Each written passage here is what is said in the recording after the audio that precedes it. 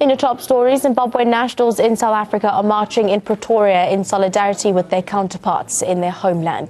The marchers, under the banner of #Tajamuka SA movement, want government to stop arresting people protesting non-payment of salaries. They are also calling for changes in their own country. Diana Nkavzino says #Tajamuka SA protesters will present a list of demands to the Zimbabwe embassy in Pretoria. All along, people of Zimbabwe have been, accused of being quiet in the face of all the brutality that we went through in the hands of Robert Mugabe. But this time around, the people have realized that they have a responsibility. They have a responsibility to make sure that there is change for their own betterment, for their own, for the good of their lives, not for any other person, not for any political reason, but to make sure that there is food on their table, to make sure that their children can go to school, to make sure that their husbands and all other people can be employed. That is the position. And we are going to do this peacefully. We are not going to shed any blood. We are not going to destroy anything. But we are going to resist anything that is meant to stop the people of Zimbabwe from attaining that independence. I'm happy with Cosatu. And we are also actually asking them also to support us with morale, support us with ideas. We are non-violent people. We are peaceful protesters. We are saying our voice. Hear us. The nation is crying. The nation is bleeding. So we are actually disappointed by Mr. Gwere statement that says that we are destroying economy. If I may ask him, which economy is being destroyed in Zimbabwe when the Zimbabwe is already destroyed?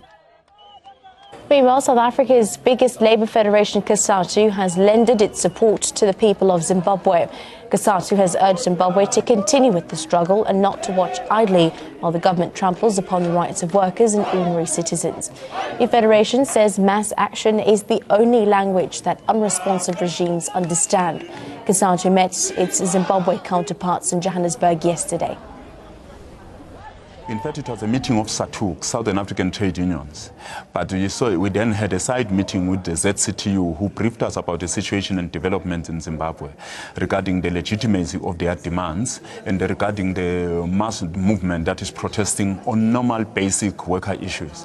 And therefore, we are preparing for a proper coordinated meeting between the two federations. At this moment, it was just a briefing about the development, and therefore Cosatu indicated that, as always, we offer solidarity to the people of Zimbabwe, the workers of Zimbabwe, but a program will be discussed by the leadership of the two countries in due course. Cosatu relates to the ZCTU, which is a trade union movement, and at times there will be difference of perspective, but the most important thing is we stand on the side of the issues that we believe represent the genuine aspirations of workers and the people of Zimbabwe.